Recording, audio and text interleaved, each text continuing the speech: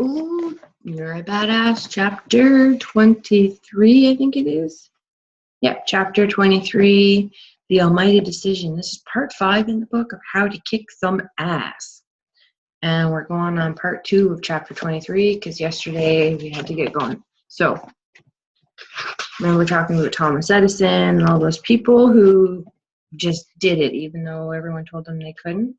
Here's how you can too. Number 1, want it bad? You need to have a 10-ton gorilla of desire behind your decision, or else you'll wimp out the second things get hard. It's like people who get hypnotized to quit smoking when they really don't want to quit, or who try to lose weight when they're more excited by pizza than being able to look down and see their feet. It never works. A few months ago, I dragged my ass to yoga class for a solid week, even though I just so did not like doing it.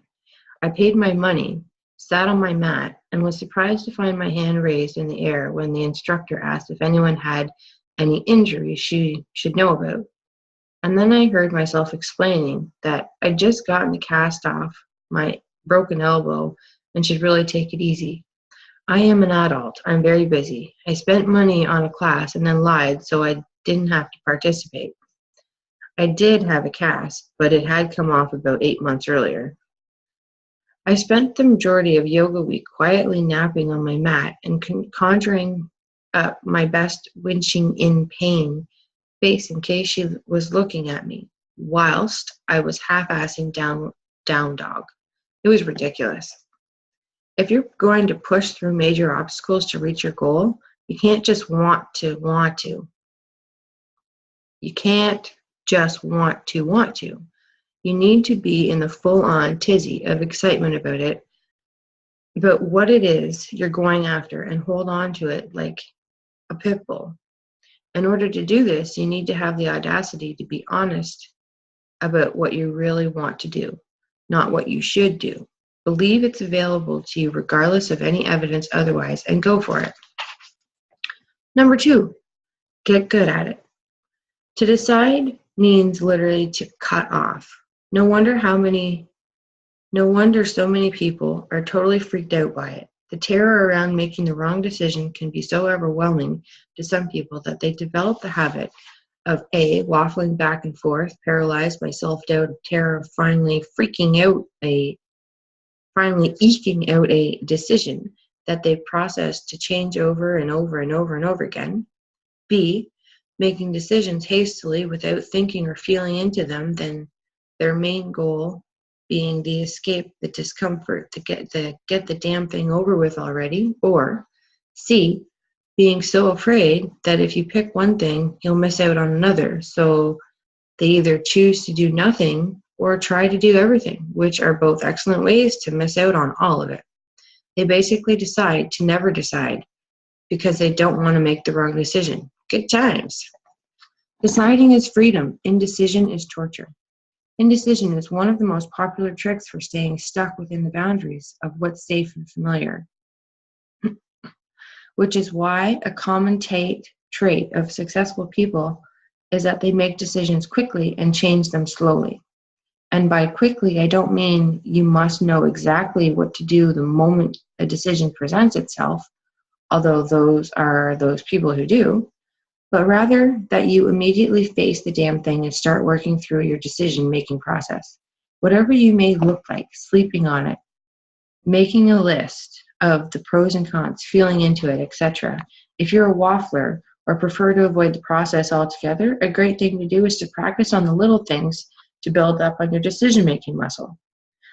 When eating at restaurants, make yourself pick something off the menu in under 30 seconds. Once you choose, you're unauthorized to change your mind or your order. Give yourself 20 minutes to go online and reach the best garlic press and research the best garlic press and then make the purchase. Pick things off the shelves at the supermarket in under 10 seconds. Knock yourself out of the habit of being a deer stuck in the headlights by demanding you wake up and choose something. If you're someone who needs to sleep on it or mull it around a bit, give yourself a deadline. Don't leave it open until you decide to risk waking up 40 years later, finally sure of what you want to do, long after the opportunity had passed you by. Pay attention to how much time you need to decide, overnight, a week, a month, and demand of yourself that you figure it out by then. If you're wired for making instant decisions, practice turning into your intuition and fully trusting what it says, regardless of what your brain may be screaming about. Get quiet, listen for, and feel it into your answer, and practice acting on your first solid impulse. And whoever you are, please stop saying how pathetic you are at making decisions. Erase that phrase, I don't know, from your vocabulary and replace it with, I'll know what to do soon enough. Decide to become the person who makes quick, smart decisions, and you will. Number 3, eliminate the negotiation process. When I decided to quit smoking, even if I toyed with thoughts like, well, what harm will one itty-bitty drag do? I was screwed. Our decisions might be watertight because excuses will seep through any little crack in our resolve, and before we know it, we'll be on our asses. Decisions are not up for negotiation. The old you, the one who has not yet decided to kick ass, is in the present. Stay present and do not, even for a second, look backward or entertain any ideas of straying from your decision. Think only of the new you. The whole point of deciding is to stop wasting time to move forward, not to spend time figuring out how you can wiggle out of your decision. It helped me to think of it this way. I'm not going to go home and negotiate about whether or not I'm going to smoke a cigarette, just as I'm not going to go home and negotiate about whether or not to snort some horse tranquilizers. I don't negotiate about snorting horse tranquilizers because I'm not a horse tranquilizer snorter. Now that I don't smoke, I'm not going to negotiate about smoking because I don't smoke. Number 4, stick like glue. I used to write for an entrepreneurial magazine where I got to interview all these hugely successful business owners. Whenever I asked them what the secret to their success was, the overwhelming majority answered tenacity. Be the last person standing. Wear down your obstacles and excuses and fears and doubts until they finally like you again. Jesus H. Christ. Fine, here you go. Now get it out of my face. Birthing your dreams is like giving birth. Conceiving the idea is the fun part, hopefully. Then you go through insane amounts of fear and excitement and dreaming and planning and vomiting and growing and you're thinking you're crazy and thinking you're awesome and stretching and shape-shifting until you're practically unrecognizable to everyone, even your own self.